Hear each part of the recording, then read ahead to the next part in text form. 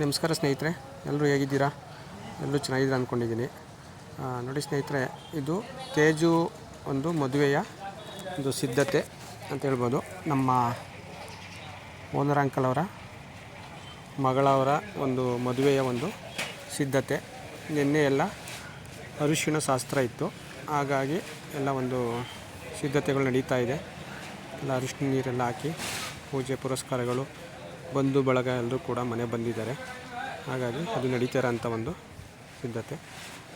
ಸ್ನೇಹಿತರೆ, ಈ ಜೋಡಿ ಒಂದು ಹೊಸ ಜೀವನಕ್ಕೆ ಕಾಲಿಡ್ತಾ ಇದ್ದಾರೆ.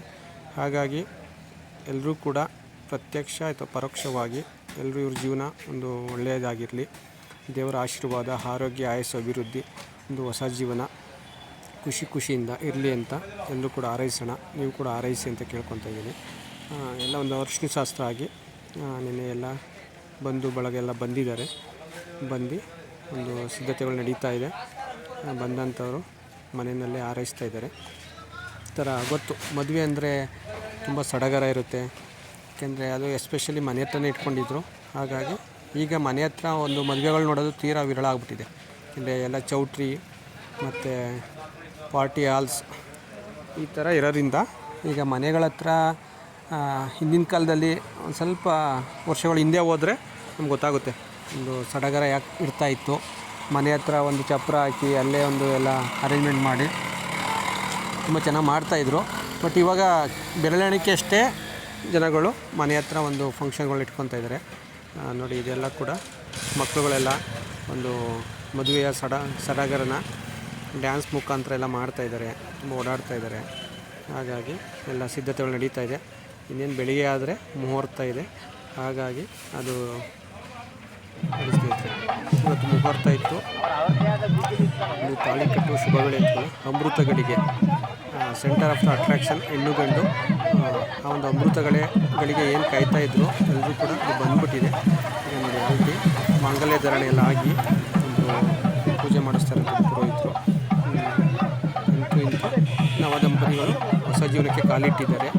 ಅವರು ಫೋಟೋಗ್ರಾಫರು, ವೀಡಿಯೋಸ್ಗಳು ಯಾವ ಥರ ಬೇಕು, ಏನು ಯಾವ ಥರ ಮಾಡಬೇಕು ಅದೆಲ್ಲ ಅವರು ಹೇಳಿ ಒಂದು ಫೋಟೋಸ್ಗಳೆಲ್ಲ ಕ್ಲಿಕ್ ಮಾಡ್ತಾಯಿದ್ದಾರೆ. ಯಾಕೆಂದರೆ ಇದೆಲ್ಲ ಸ್ವೀಟ್ ಮೆಮೊರೀಸ್.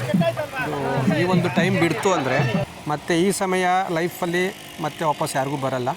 ಹಾಗಾಗಿ ಇದು ಅಮೃತಗಳಿಗೆ ಅಂತ ಏನು ಹೇಳ್ತೀವೋ ಆ ಒಂದು ಗಳಿಗೆ ಬಂದು ಎಲ್ಲರೂ ಕೂಡ ಚಿಕ್ಕವರು ದೊಡ್ಡವರು ಪ್ರತಿಯೊಬ್ಬರು ಕೂಡ ಹಾರೈಸ್ತಾ ಇದ್ದಾರೆ.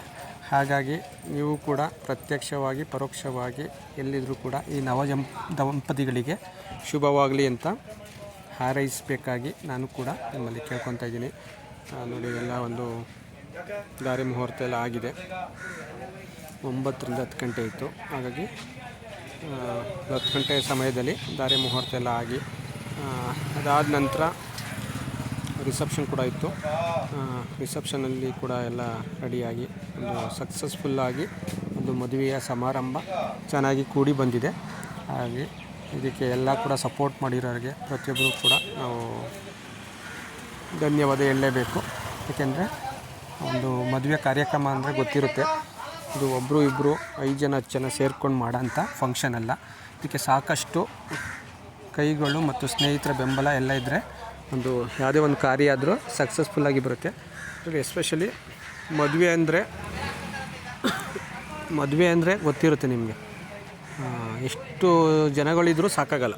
ಅಷ್ಟು ಕೆಲಸ ಕಾರ್ಯಗಳು ಪ್ರತಿಯೊಂದು ನೋಡ್ಕೊಳ್ಳೋದು, ಮೇಂಟೆನೆನ್ಸು ಪ್ರತಿಯೊಂದು ಇರುತ್ತೆ. ಹಾಗಾಗಿ ಅಲ್ಲಿದ್ದಂಥವರು, ಆ ಗ್ರಾಮದಲ್ಲಿದ್ದಂಥವರು, ಸ್ನೇಹಿತರು, ಬಂಧು ಬಳಗ ಎಲ್ಲರೂ ಕೂಡ ತುಂಬಾ ಸಪೋರ್ಟ್ ಮಾಡಿದ್ದಾರೆ. ಹಾಗಾಗಿ ತೇಜು ಮದುವೆ ತುಂಬ ಅದ್ಧೂರಿಯಾಗಿ ನಡೆಯಿತು. ಮನೆ ಹತ್ರ ಒಂದು ಹಳೆ ಮೆಮೊರೀಸ್ ಎಲ್ಲ ಮನೆ ಹತ್ರ ಒಂದು ನೆನಪು ಮಾಡ್ಕೊಳ್ಳಿಕ್ಕೆ ಕಾರಣವಾಯಿತು ಅಂತ ಹೇಳ್ಬೋದು. ಈ ಜೋಡಿಗಳು ಯಾವಾಗಲೂ ಖುಷಿಯಿಂದ ಇರಲಿ. ಮತ್ತು ಕಷ್ಟ ಸುಖ ಎಲ್ಲ ಇದ್ದಿದ್ದೆ ಅದು ದಂಪತಿ ಅಂದಮೇಲೆ. ಹಾಗಾಗಿ ಏನೇ ಕಷ್ಟಗಳು ಬಂದರೂ ಈ ದಂಪತಿಗಳು ಧೈರ್ಯವಾಗಿ ಎದುರಿಸಿ ದೇವರು ಯಾವಾಗಲೂ ಕೂಡ ಆರೋಗ್ಯ, ಆಯಸ್ಸು, ಅಭಿವೃದ್ಧಿ, ಯಶಸ್ಸು, ಸಕ್ಸಸ್ಸನ್ನೇ ಕೊಡಲಿ ಅಂತ ನಾವು ಕೇಳ್ಕೊಳ್ಳೋಣ ಅಂತ ಹೇಳ್ತಾ. ನೋಡಿ ಸ್ನೇಹಿತರೆ, ಇದೆಲ್ಲ ರಿಸೆಪ್ಷನಲ್ಲಿ ನಾವು ಕೂಡ ಹೋಗಿದ್ವಿ. ನಾವು ಫ್ಯಾಮಿಲಿ ವೈಸ್ ಸೇರ್ಕೊಂಡಿದ್ವಿ. ಹಾಗಾಗಿ ಜೋಡಿ ಹೇಗನ್ನಿಸ್ತು ಏನು ಎಂತು ಅಂದ್ಬಿಟ್ಟು ನೀವು ಕಮೆಂಟ್ ಮಾಡಿ. ಎಲ್ಲರಿಗೂ ಒಳ್ಳೆಯದಾಗಲಿ. ಸರ್ವೋ ಜನ ಸುಖಿನೋ ಬಂತು. Thank you so much. Take care.